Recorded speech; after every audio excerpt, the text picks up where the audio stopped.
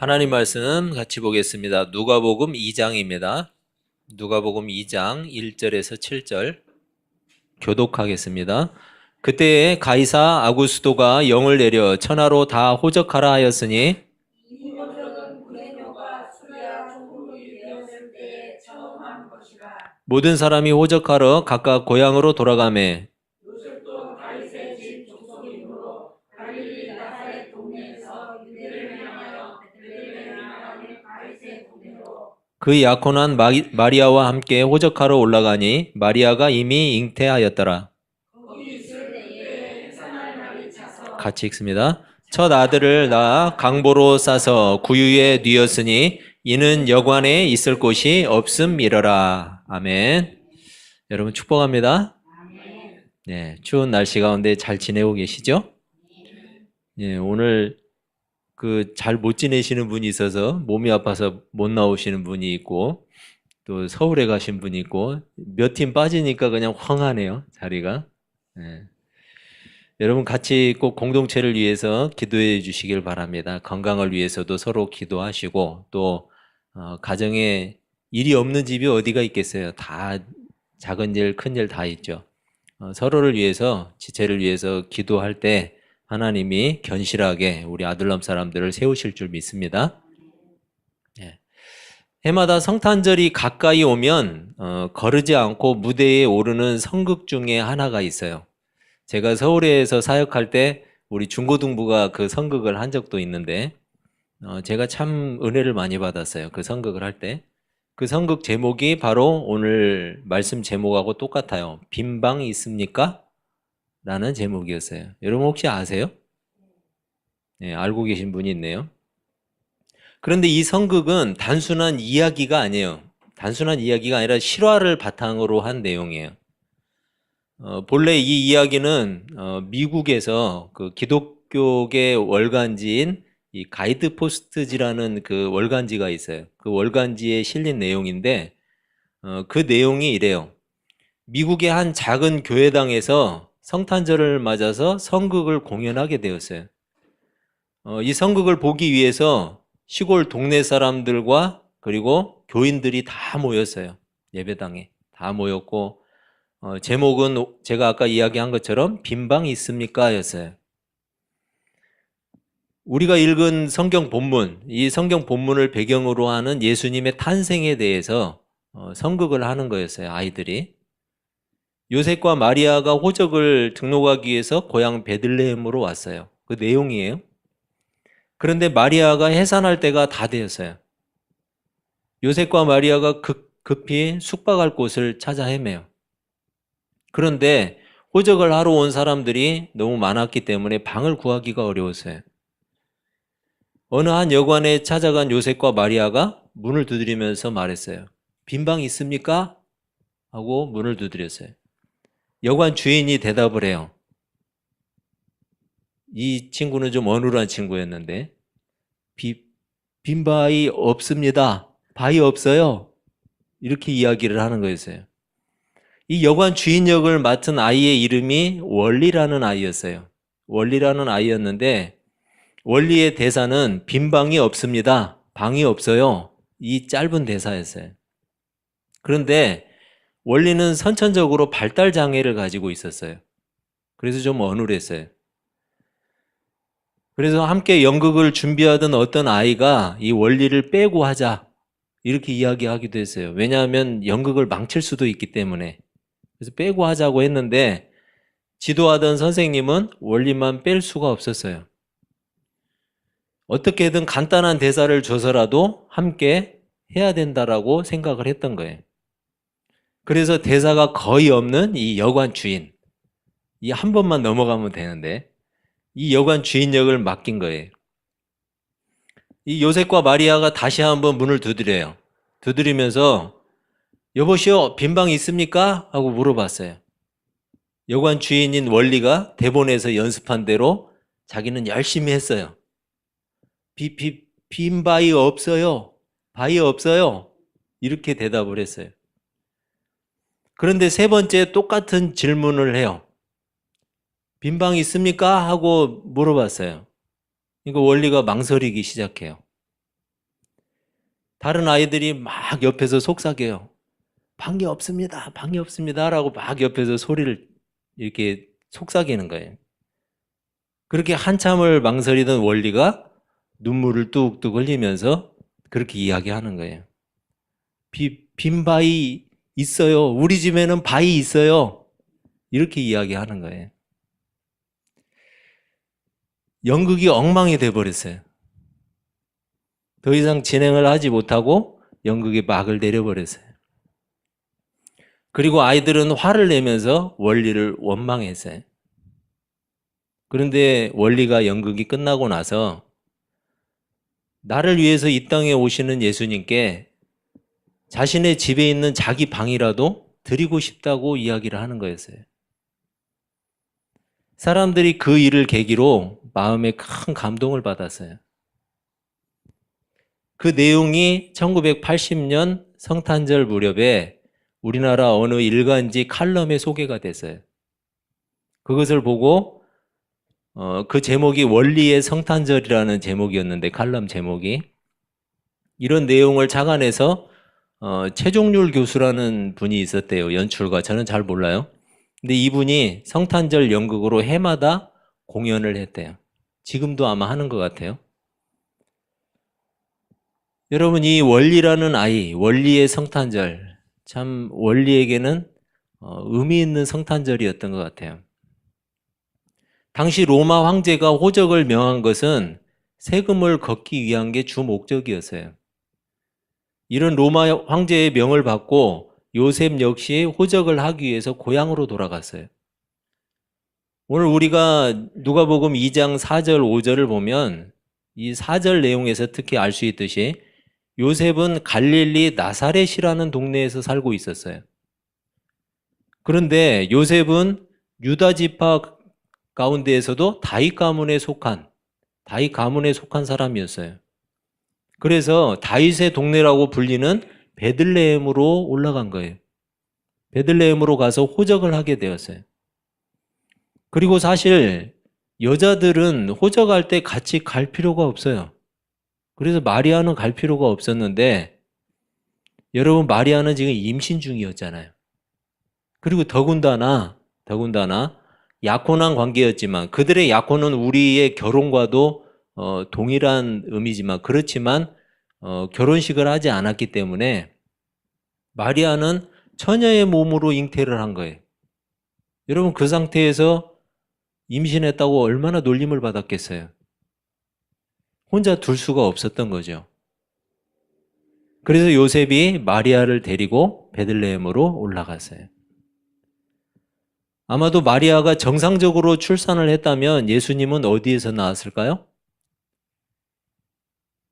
방에서 낳았겠죠, 물론. 그런데 지역이 베들레헴에서 낳지 않았겠죠. 네, 나사렛이라는 곳에서 낳겠죠. 그런데 요셉이 호적을 하기 위해서 고향으로 갔기 때문에 그것도 굳이 마리아를 데리고 가지 않아도 되지만 그 상황이 그렇게 될 수밖에 없었던 거예요. 그래서 마리아를 데려갔기 때문에 우리가 지난주에 살펴본 미가서 5장 2절 말씀, 미가서 5장 2절 말씀대로 어디에서 예수님이 나오세요? 베들레헴에서. 바로 예수님이 이러한 어떤 에피소드와도 같은 이런 이야기와도 같은 이런 상황 속에서 베들레헴에서 나셨다는 거예요. 그 말씀을 그대로 응한 거죠. 여러분 로마가 세금을 걷어들이기 위해서 호적을 하게 한 상황 속에서도 하나님의 보이지 않는 손길이 계속해서 섭리하고 계셨다라는 거죠. 하나님은 사람들의 자의적인 행위를 강제적으로 막거나 조종하지 않으세요. 여러분 이 호적하는 일 하나님이 막으시려면 막으실 수도 있잖아요. 그죠? 그런데 사람들의 그러한 자의적인 행위를 막지 않으세요. 강제적으로 조종하지 않으세요. 그러면서도 어떤 상황 속에서도 사람들의 그 자의적인 행위를 제한하지 않고서도 하나님은 초월적으로 섭리하시고 역사하시는 분이에요. 그 가운데 하나님의 섭리하심 속에서 예수님은 생명의 떡으로서 떡집, 즉 베들레헴에서 태어나셨어요. 그런데 그렇게 하나님의 섭리 속에서 이루어진 예수님의 탄생, 이 탄생은 너무나 초라한 거였어요. 여관에는 머물 수 있는 방이 없었어요. 그래서 가축이 머물던 곳, 그것도 춥고 냄새나고 더러운 짐승의 여물통에 뉘었던 거예요. 물론 다윗 가문에 속한 사람들이 한꺼번에 몰려왔기 때문에 머물 방이 부족한 건 당연했겠죠. 하지만 아무리 그렇다고 해도 우리는 당시 상황을 이해하기가 어려워요. 여러분, 옛날에 우리나라에도 거지가 많았잖아요. 거지가 오면은 쪽밖에서 보내셨나요? 아니죠. 여러분, 거지에게도 나눠줄 밥이 있었어요. 그 어려운 시절에도. 그리고 나그네에게도 빈방이 있으면 잠자리를 내주는 게 그게 인지상정이었어요. 여러분, 요셉이 어떤 사람이에요? 그 지역 사람들에게 같은 유다 지파 다윗의 자손이었어요. 가까운 친척도 있었을 거예요. 거기다가 요셉의 아내 마리아는 지금 만삭이었어요. 여러분, 이런 사람에게 방을 안 내줄까요? 그런데 이상하게도 사람들은 요셉과 마리아에게 방을 양보하지 않았어요.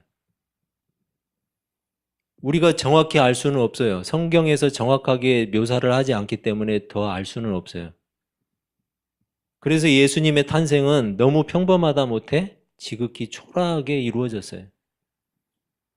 예수님은 온 세상을 구원하시고 통치하실 왕으로 오셨어요.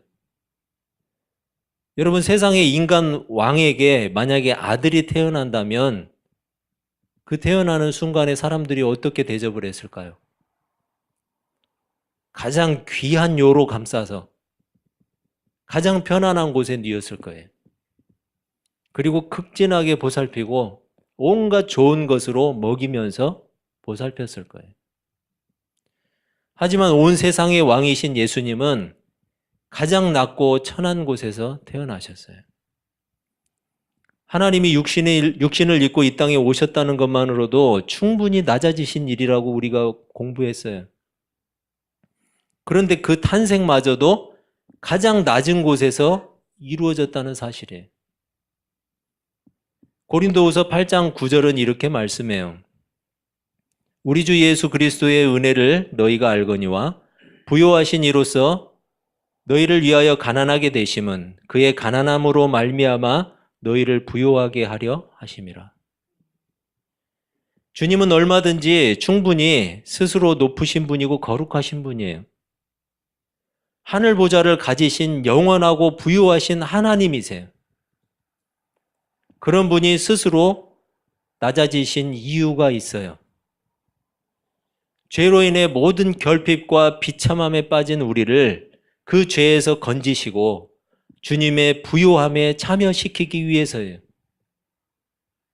많은 사람들은 이 땅의 부요함에 관심이 많고 세상의 영광을 바라지만 참된 부요함과 참된 영광은 영원하신 하나님의 나라에 있어요.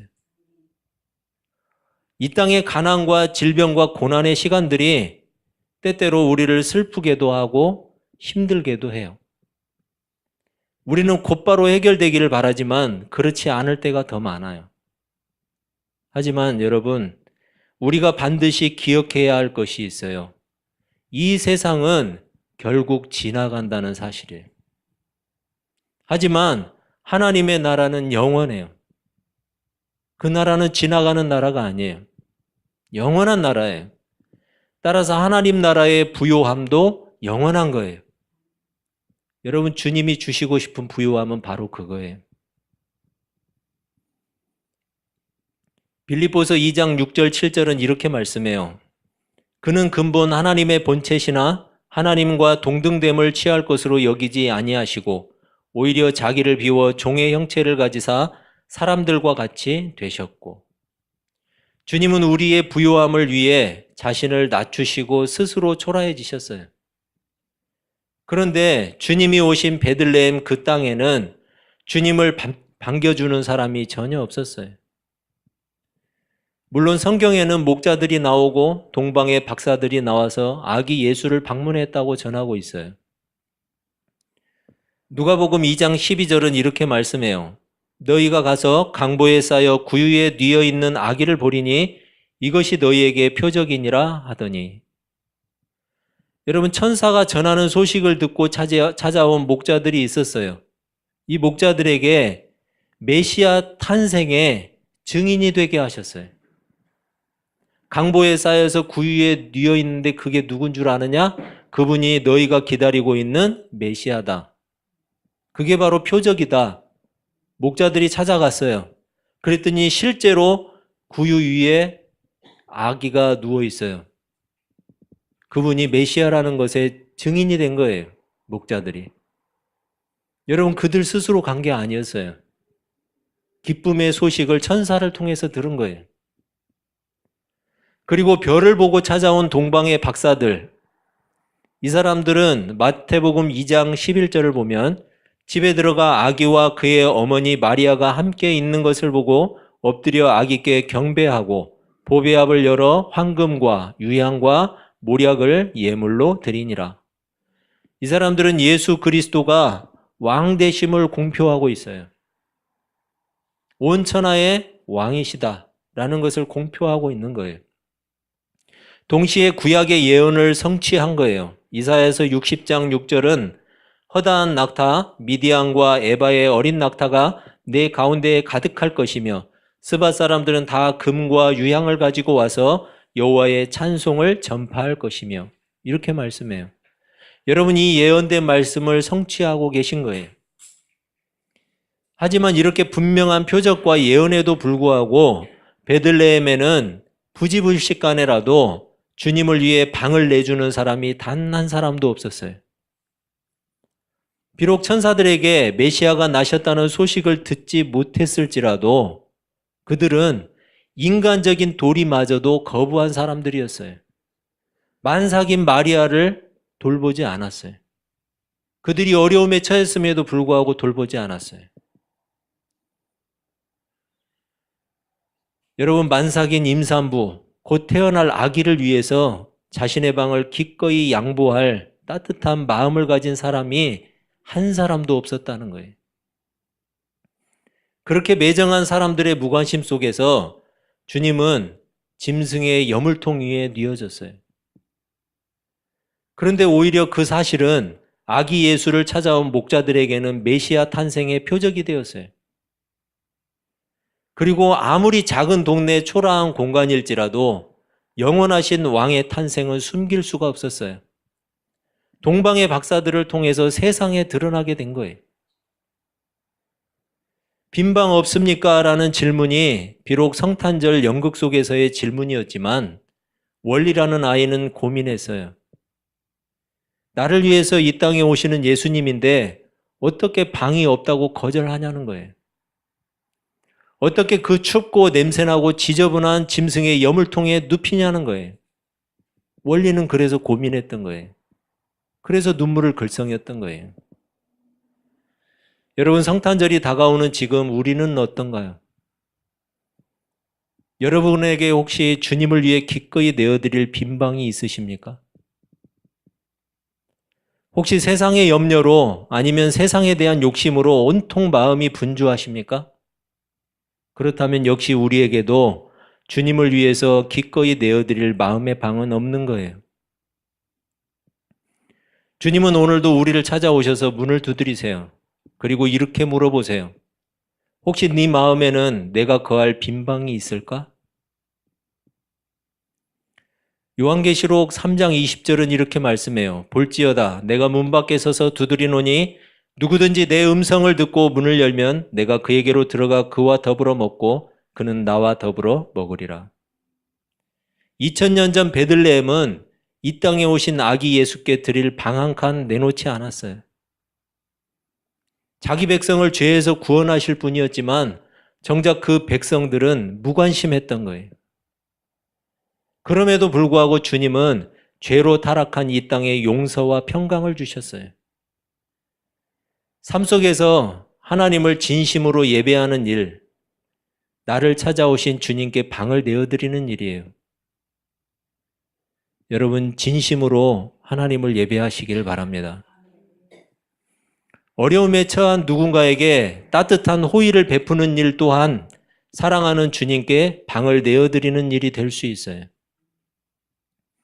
하나님의 뜻대로 살기 위해서 세상에서 만나게 되는 부당한 일도 기꺼이 참아내고 삶의 우선순위와 가치를 오직 하나님께 두는 사람, 이 사람이 바로 주님께 방을 내어드리는 사람이에요. 주님께 기꺼이 마음의 방을 내어드리는 사람은 마음의 정욕과 죄의 마음들을 끊어내는 거예요. 자신의 욕심이 아니라 성령의 이끄심을 따라서 살아가는 사람이에요. 바로 그 사람이 마음의 방을 주님께 드리는 사람이에요. 여러분, 여전히 지금도 주님은 우리의 마음을 노크하고 계세요. 내가 거할 마음의 방이 있을까? 물어보세요. 나를 위해 이 땅에 오신 주님께 내 마음의 방도, 내 인생의 방도 기쁘게 내어드릴 수 있는 복된 성탄절이 되시기를 주님의 이름으로 축복합니다. 기도하겠습니다.